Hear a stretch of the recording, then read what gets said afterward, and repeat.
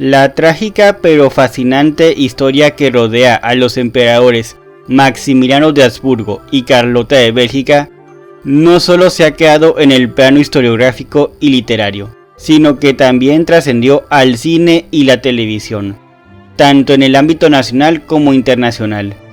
La segunda invasión francesa, mejor conocido como el Imperio de Maximiliano, ha tenido sus representaciones así como también sus escenificaciones. Maximiliano y Carlota han protagonizado historias románticas tanto en la pantalla chica como en la grande, de la mano del señor telenovela Ernesto Alonso, así como también dentro del plano internacional la más recordada tal vez Juárez, donde Brian Arnold era Maximiliano y Bette Davis representó a Carlota. En la presente cápsula les daré un recorrido por las representaciones que han tenido estos trágicos monarcas extranjeros que vinieron a reinar a un país que no era el suyo, dentro de los medios de comunicación, como lo son el cine y la televisión. Acompáñenme en este recorrido.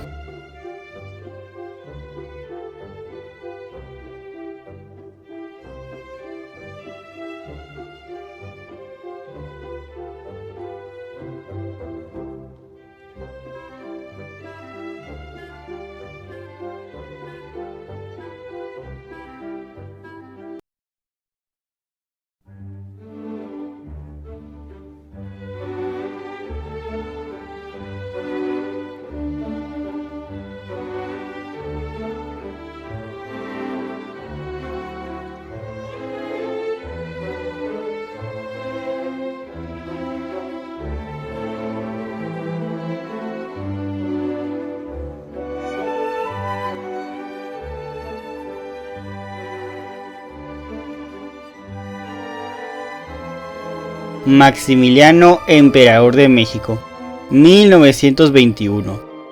La primera representación que podemos encontrar al Segundo Imperio Mexicano, curiosamente, es este filme, el cual se realizará en Austria, país que viera nacer al emperador.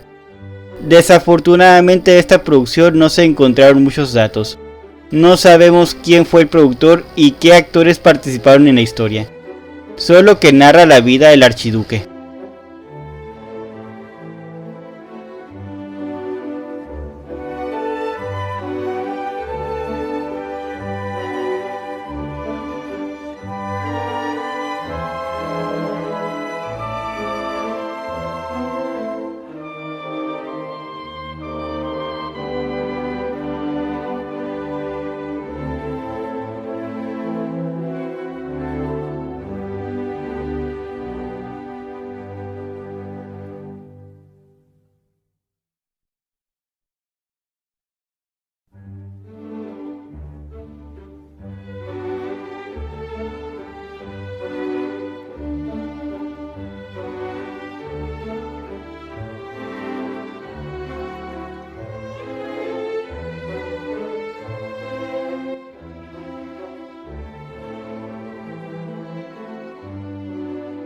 Juárez, 1939.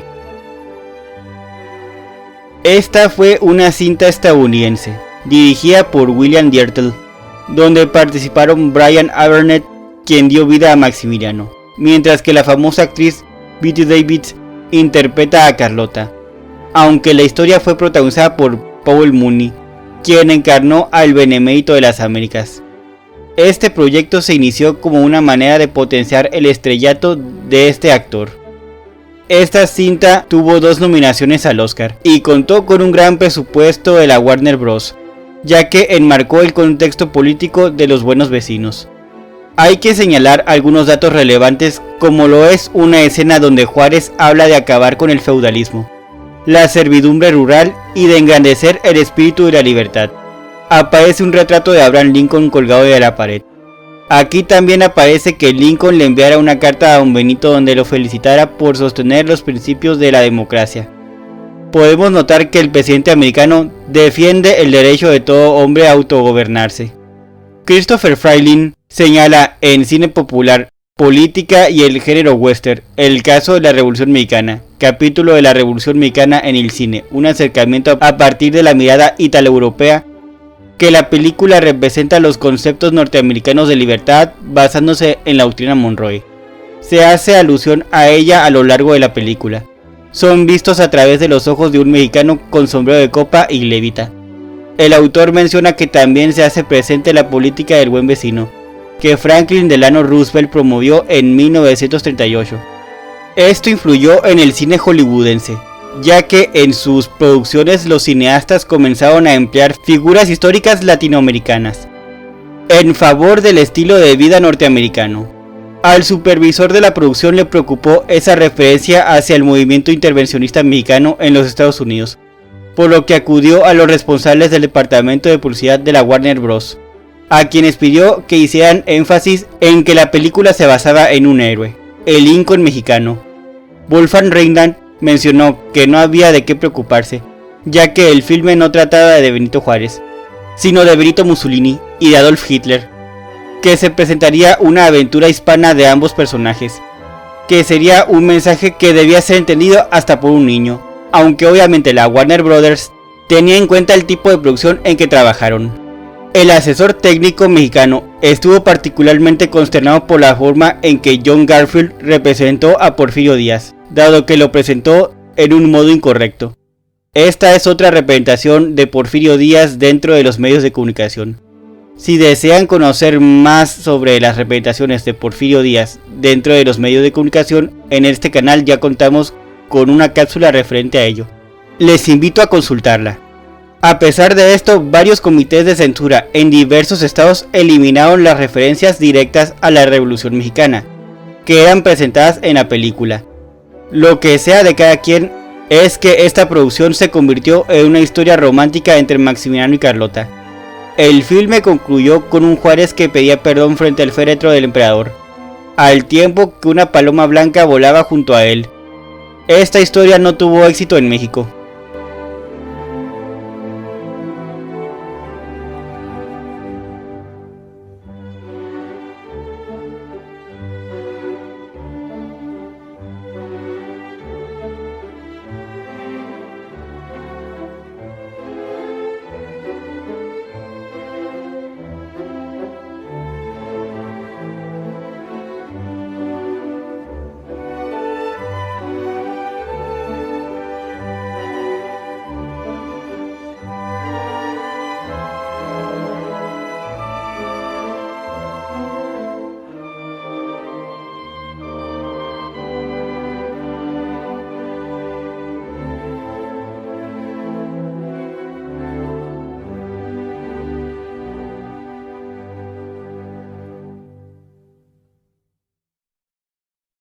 Veracruz, 1954. El vecino del norte volvió a tomar el tema por medio de uno de sus spaghetti western, la cual es una adaptación libre de la época de los hechos. Dirigida por Robert Aldrich, contó con guión de Roland Kipp y James R. Webb. Fue una historia de Borden Chase, protagonizada por Gary Cooper y Sara Montiel. La película narra la aventura de dos pistoleros en el México de 1864, quienes son contratados para escoltar un cargamento de oro destinado a Maximiliano. Aquí se hace presente que el grupo conservador mexicano es apoyado por el emperador Napoleón III de Francia, imponiéndoles a Maximiliano de Austria como su emperador. Mientras se llevan a cabo los sucesos históricos, estos dos mercenarios americanos buscan sacar partido de la situación. Es así como ofrecen sus servicios al mejor postor. Y así también conocen a una juarista y a una condesa francesa. También fueron contratados para escoltar a esta última al puerto de Veracruz.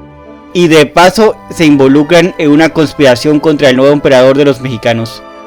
Presentan al emperador como un hombre amable, educado y como un gran tirador, encarnado por George McCready. Después de terminada la guerra de secesión en Estados Unidos, Ben Train, personificado por Gary Cooper, un ex confederado que perdió todo en estas batallas, viaja a México con la esperanza de hacer fortuna y recuperar algo de lo que perdió en el conflicto. Ahí se encuentra con Joe Erin, encarnado por Burt Lancaster, otro cazafortunas, junto con otros 15 hombres en total. quienes posteriormente son contratados por Maximiliano I.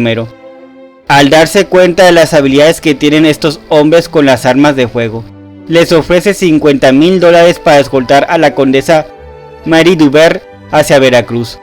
Ellos aceptan, pero en el transcurso del viaje se dan cuenta de que en el carruaje que viajaba la condesa está llena de oro con un valor de $3 millones, el cual el emperador pensaba utilizar para contratar mercenarios en Europa, con los cuales combatir a los juaristas que seguían en pie de lucha. Ben y Joy también descubren que dichos liberales saben de ese oro y quieren tomarlo a toda costa para financiar su causa y debilitar de manera decisiva al Segundo Imperio. Ambos deciden robar el oro para sí mismos, pero la condesa que lo escolta también lo quiere. Finalmente los guardias leales se dan cuenta de las conspiraciones y huyen con el oro a Veracruz y dejan a estos dos hombres atrás del camino. Es así como deciden unirse a las filas juaristas. Conscientes de la superioridad de armas que poseen, acceden a recibir su ayuda a cambio de $100,000 de ese botín que todos anhelan. Se da un ataque al puerto de Veracruz. Tras la cruenta batalla, vencen a las tropas realistas y consiguen entrar a la ciudad. Ahí los cazafortunas recuperan el oro, pero a causa de la codicia empiezan a matarse entre sí, hasta que solo quedan Ben y Joy, en un duelo a muerte, donde el primero sale con vida, para después entregarle todo ese oro a los juaristas a cambio de los $100,000. Es consciente de que ya tiene dinero suficiente para vivir bien. Rechaza la vida de codicia que deseaban los demás y empieza un romance con una juarista llamada Nina, personaje de Sara Montiel, a quien conoció al momento que actuaba como agente secreto de los juaristas.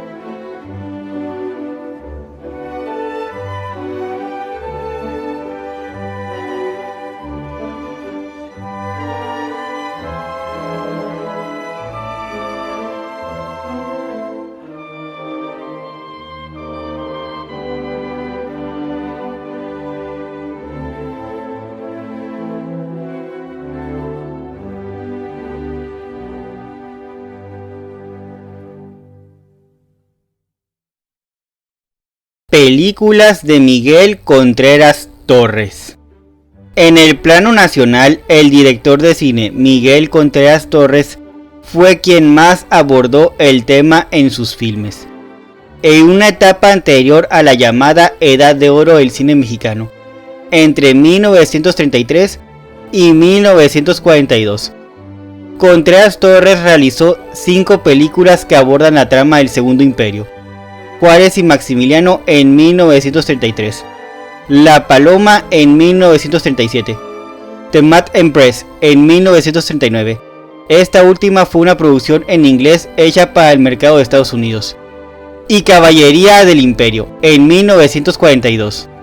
En la mayoría de estas producciones, el director Miguel Contreras destacó la figura de Carlota, que en todas sus recreaciones del Segundo Imperio fue protagonizada por su esposa, la actriz Medea de Novara.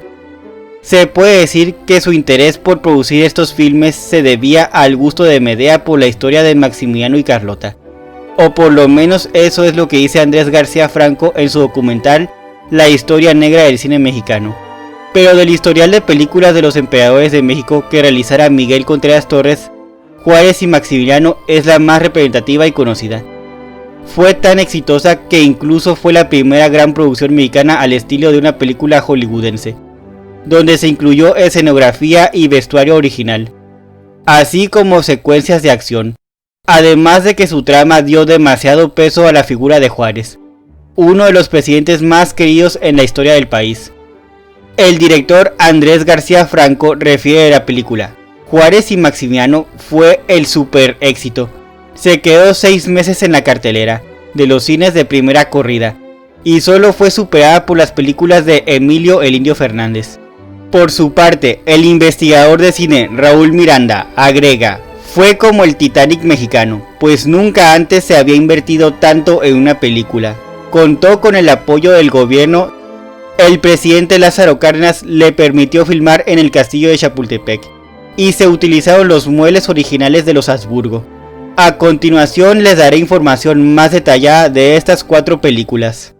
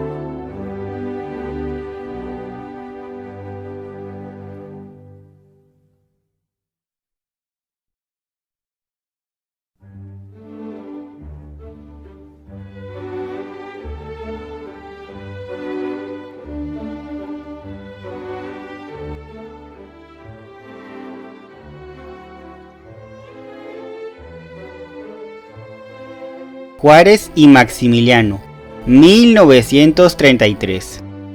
Fue dirigida por Miguel Contreras Torres y Rafael J. Sevilla. Contó con una ambientación durante la intervención francesa. En la década de 1860, presentó el conflicto entre Maximiliano de Habsburgo y Benito Juárez.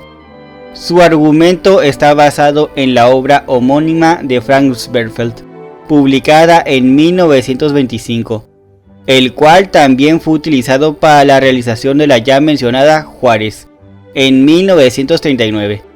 Fue uno de los pocos éxitos comerciales de la industria cinematográfica mexicana en la temprana era sonora, antes del comienzo de la Edad de Oro del cine mexicano. Entre el reparto principal tenemos a Medea de Novara como la emperatriz Carlota, Enrique Herrera como Maximiano, Froilán B. Tenes como Benito Juárez y Antonio R. Frausto como Porfirio Díaz. Esta es otra representación que tampoco aparece en nuestra cápsula correspondiente a Porfirio Díaz en los medios de comunicación, la cual ya les invité a observar. Búsquenla en este canal.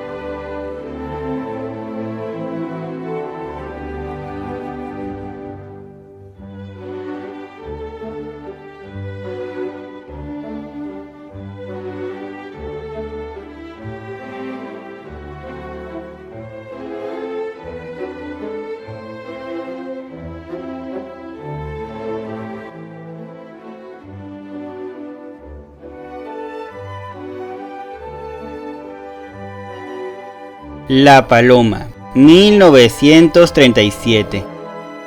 Dirigida y producida por Miguel Contreras Torres, es una historia romántica del fin del dominio francés en México. Al momento que los emperadores Maximiano y Carlota luchan contra los seguidores de Benito Juárez, Medea de Novara y Enrique Herrera volvieron a repetir sus respectivos papeles de la ocasión pasada, Maximiliano de Habsburgo y Carlota de Bélgica.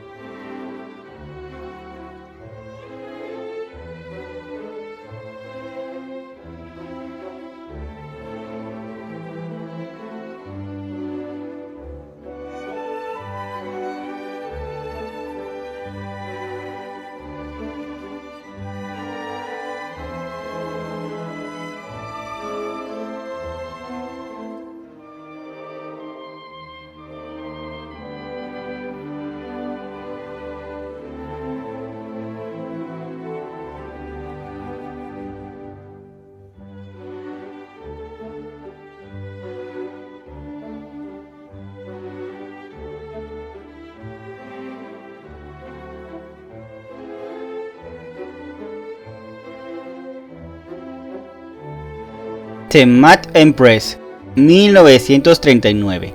Miguel Contreras Torres no solo dirigió esta película, sino que también estuvo a cargo de su guión. Esta fue una biografía dramática de la emperatriz Carlota. Podemos decir que es una versión americana de Juárez y Maximiliano. En México su título fue Carlota la emperatriz loca. Conrad Nagel y Jason Robards acompañaron a Nevaeh de Novara en los papeles de Maximiliano y el presidente Benito Juárez. Aquí también tenemos otra representación de Porfirio Díaz, el actor Earl Gunn, misma representación que también escapó a nuestra cápsula Porfirio Díaz en los medios de comunicación, la cual vuelvo a invitarlos a que la consulten. Búsquenla en este canal.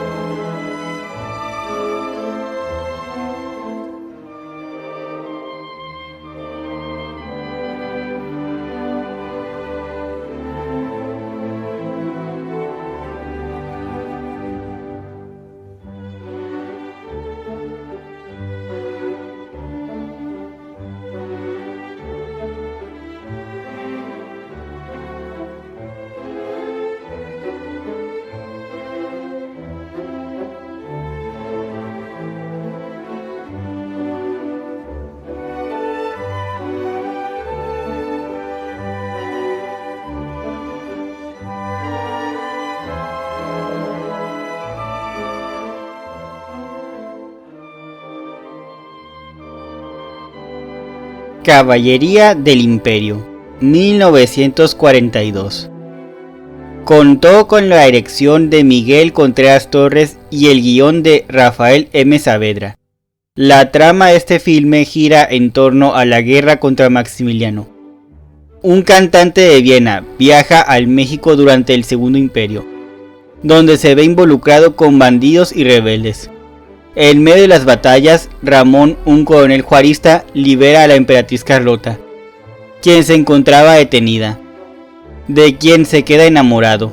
Al final descubrimos que esta mujer no era la verdadera emperatriz, sino una doble de ella, una baronesa de nombre Lea, quien le dio muchos dolores de cabeza al hombre. En esta ocasión, Medea de Novara fue acompañada en el reparto por René Cardona como Maximiliano.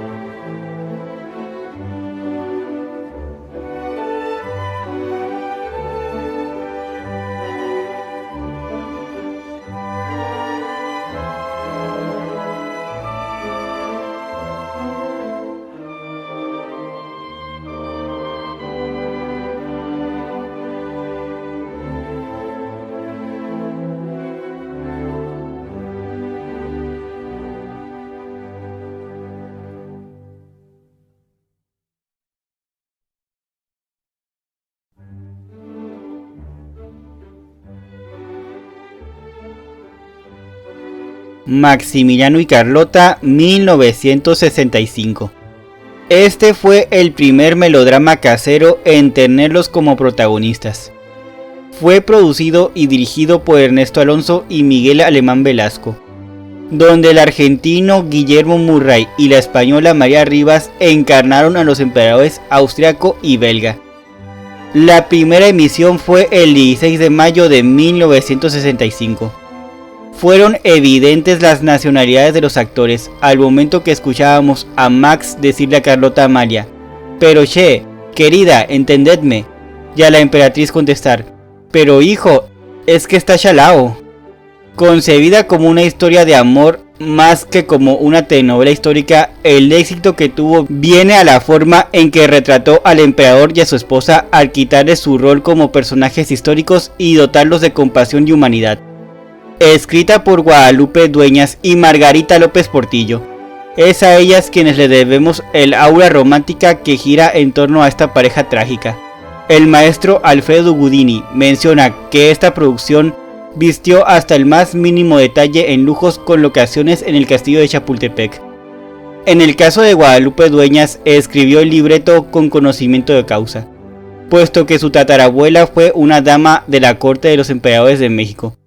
Tenía acceso a ciertos archivos personales, aunque Claudia Ferreira Asensio menciona en su tesis que la escritora no contó con ningún respaldo en su investigación.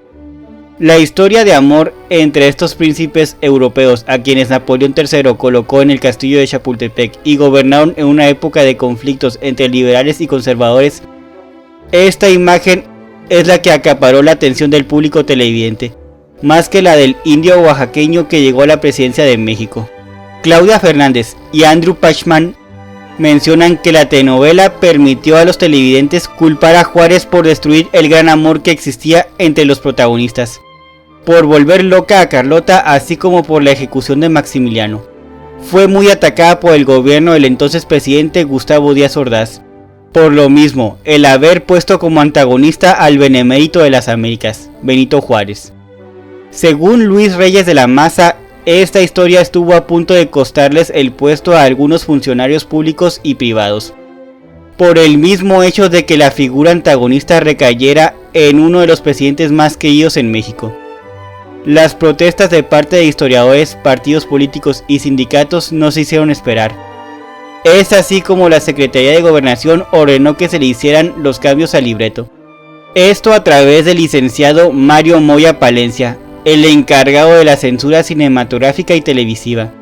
Miguel Sabido también menciona que esta producción nos plantea una reflexión sobre el bien y el mal, donde Carlota personifica el bien y Benito Juárez es el mal, dado que fusiló a Maximiliano en Querétaro, y con esto dio origen a la locura de la emperatriz.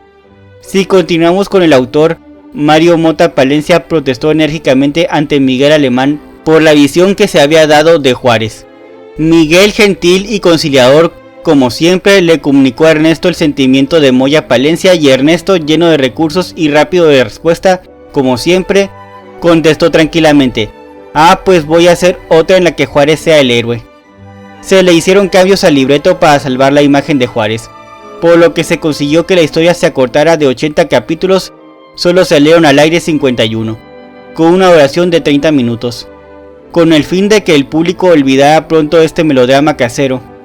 Fue la primera telenovela en ser exportada a Sudamérica, y primera telenovela del género histórico en trascender. Si volvemos con el maestro Gudini, él también menciona que la heroína Carlota Rivas lloró como en sus grandes telenovelas, con harto acento catalán. El público la comprendió con "pobrecita, fue engañada por unos traidores a la patria". Maximiliano Murray estaba en la edad en que robaba suspiros, y cuidó a la perfección sus actitudes de galán. En este canal de YouTube ya contamos con una cápsula donde hablamos de este serial televisivo. Los invito a consultarla.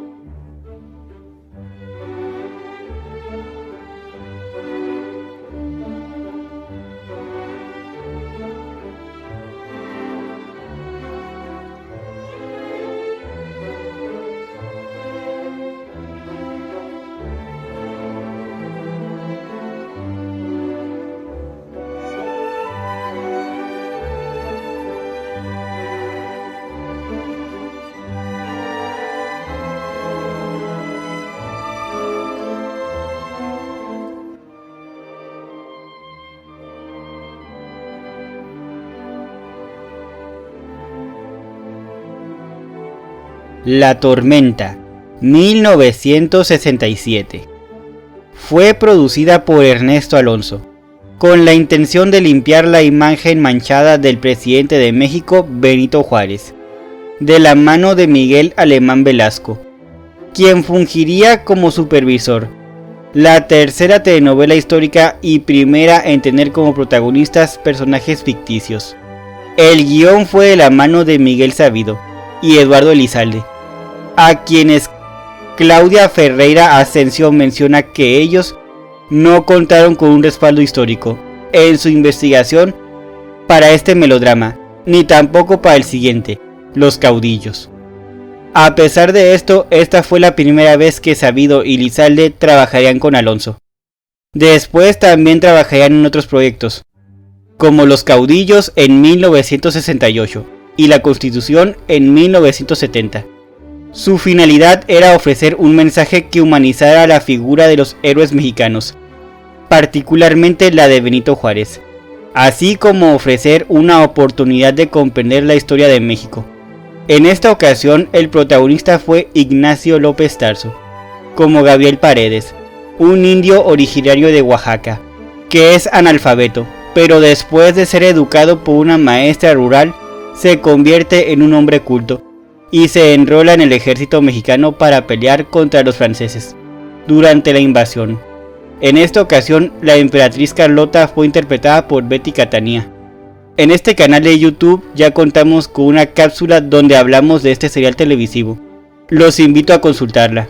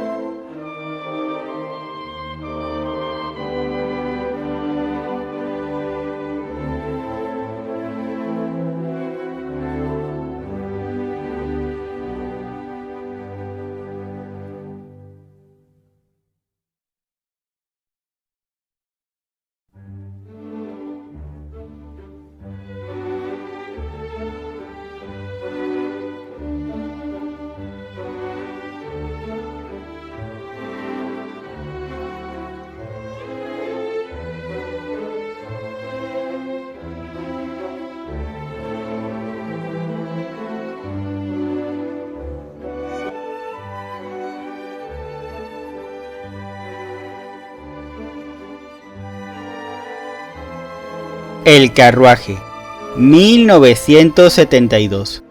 Fue la primera telenovela histórica grabada a color, dirigida y producida por Ernesto Alonso y Miguel Alemán Valdés.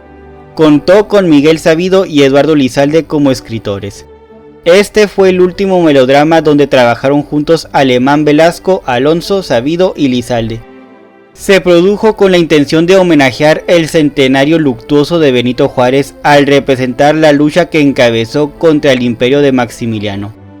La trama centró su atención en el personaje de Juárez durante la intervención europea en México, aunque en esta ocasión desde una perspectiva diferente. La época de la Reforma es la que marca el devenir de esta producción. Al momento que el presidente, impedido de asentar su gobierno legítimo en México, se traslada por el norte del país en un carruaje donde llevaba la documentación que lo validaba como primer mandatario. La crítica fue benévola. Fue magistral la forma en que se representó a cada uno de los personajes de la historia mexicana. Maximiliano I es interpretado por Carlos Moden. Por su parte, Nelly Medén dio vida a Carlota de México. En su tesis, Virginia Ivette Flores Castillo menciona que la única crítica negativa se debió a la naturalidad con que fue tratado el benemérito, a grado tal de insinuar la actitud de satisfacer una necesidad fisiológica. En este canal de YouTube ya contamos con una cápsula donde hablamos de este serial televisivo. Los invito a consultarla.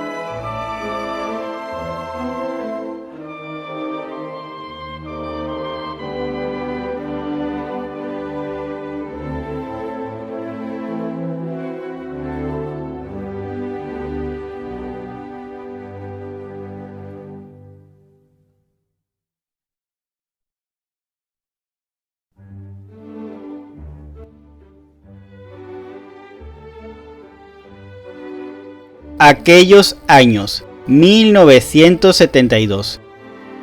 Dirigida por Felipe Casals y escrita por Carlos Fuentes.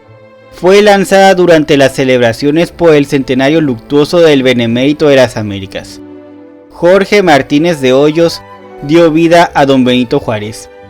Elena Rojo fue como Carlota y Paco Moraita el emperador Maximiliano. Se relata la intervención francesa y el Segundo Imperio, al que las bayonetas republicanas logran vencer, es decir, abarca desde 1857 hasta 1867, la caída del Segundo Imperio y el fusilamiento de Maximiliano. En 1856, el banquero suizo Jecker ofrece al general Miramón un préstamo para derrocar a los liberales. Tras la caída de Ignacio Comonfort, Benito Juárez es presidente y los conservadores proponen al Papa que Maximiano de Habsburgo reine en México. Napoleón invade el país con pretexto de la deuda contraída, pero su ejército es derrotado y dado que el monarca no contaba con el favor de la nación, mientras que Juárez realiza su guerra de guerrilla contra él.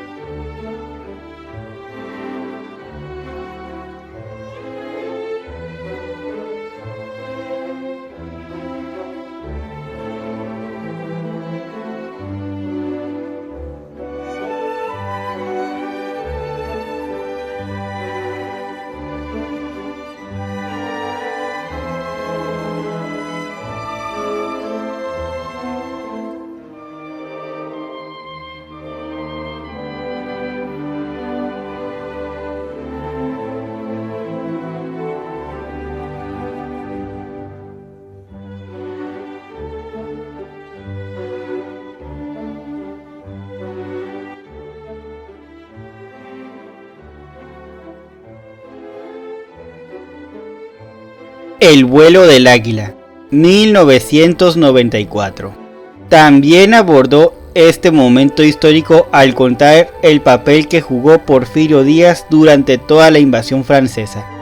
La telenovela fue producida por Ernesto Alonso y Fausto Cerón Medina. Contó con Enrique Krause como su escritor. Los actores que tuvieron el honor de encarnar a los emperadores fueron Mario Iván Martínez y Laura Flores. En el segundo libro de este melodrama, La Guerra, es donde se da el episodio de la intervención francesa e imperio de Maximiliano. Comenzó al momento que Juárez decide suspender el pago de la deuda que dejó el gobierno de Miramón con Francia, Inglaterra y España, y estos países deciden invadir México, aunque solo Francia procede a hacerlo.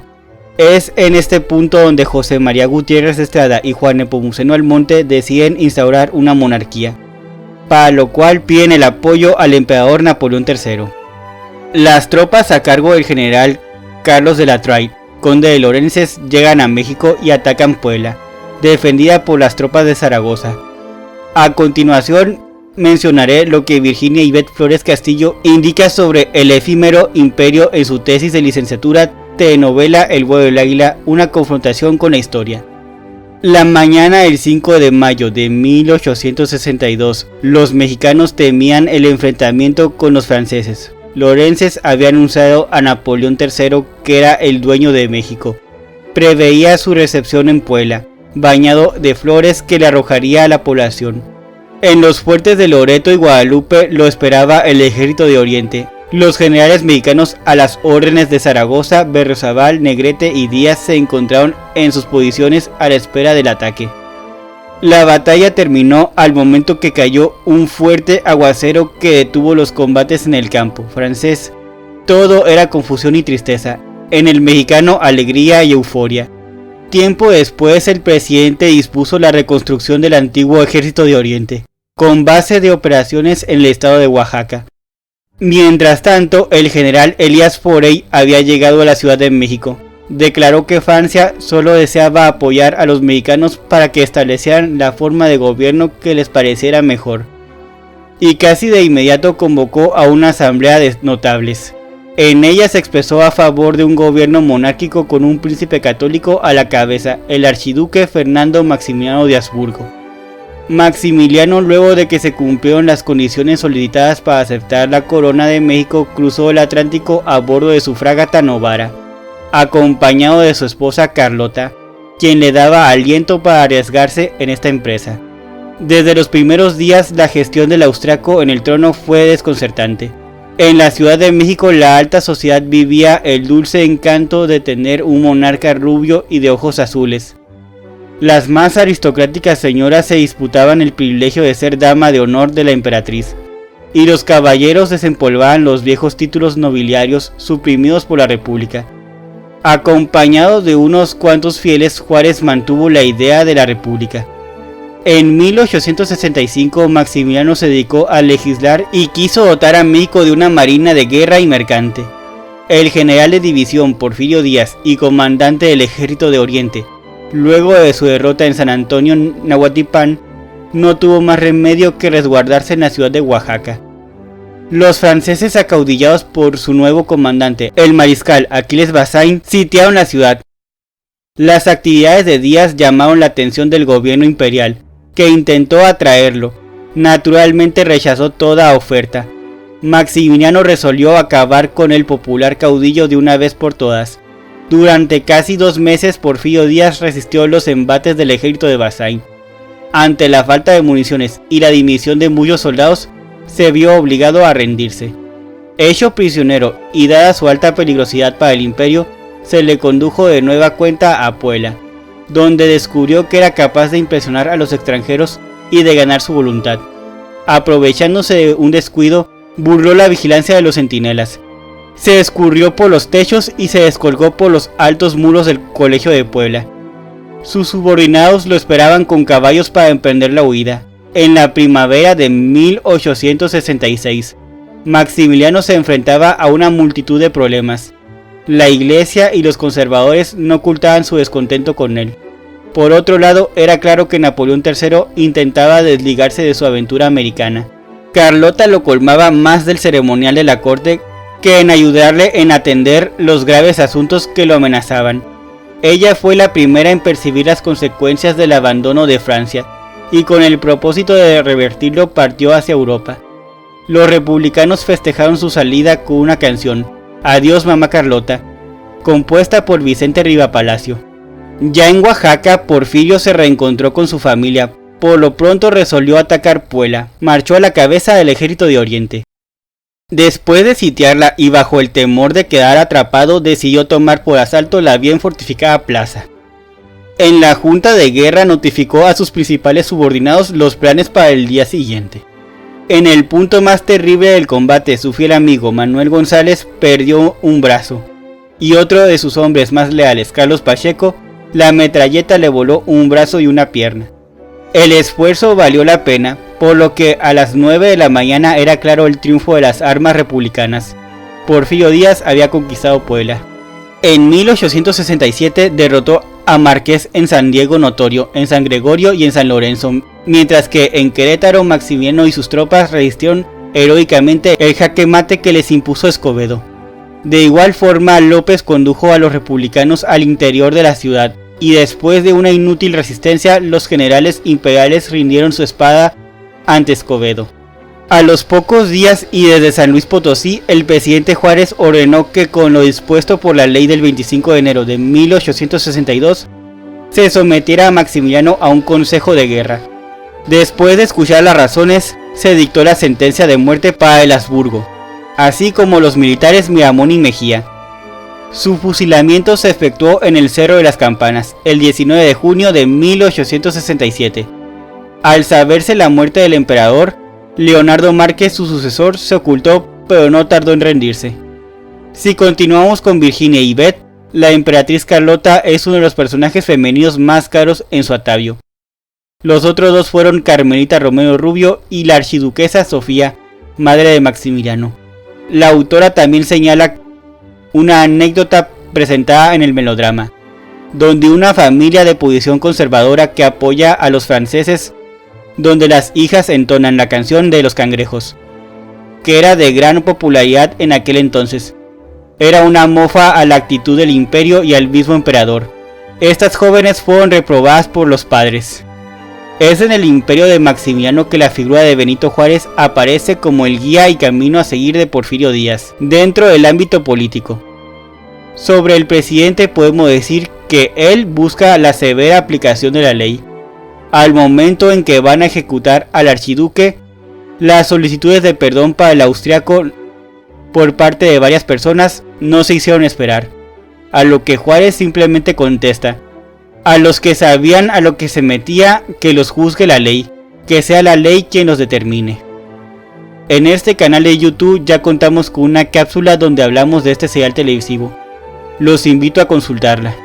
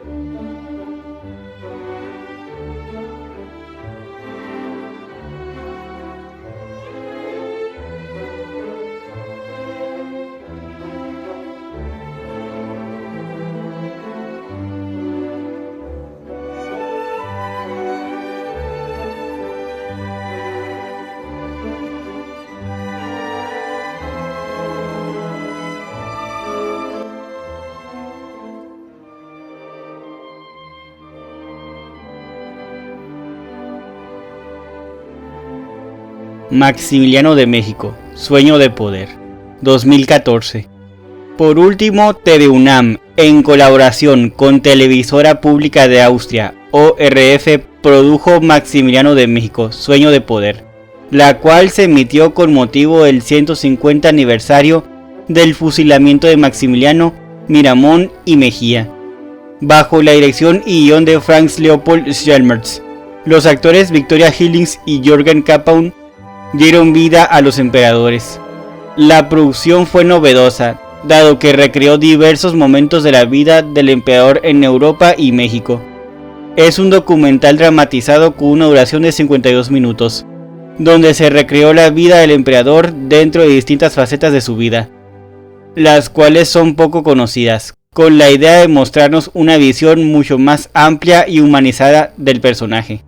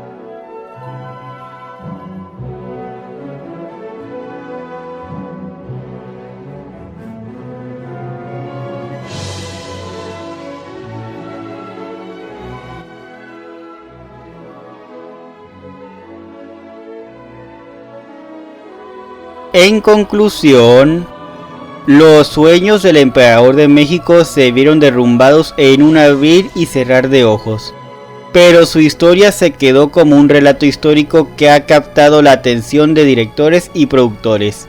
La historia de dos príncipes ilusos que llegan a gobernar a un país que no es el de ninguno de ellos, el Quetzalcóatl austriaco. Dicho interés se puede deber en gran medida por el drama y la tragedia que encierran estos personajes.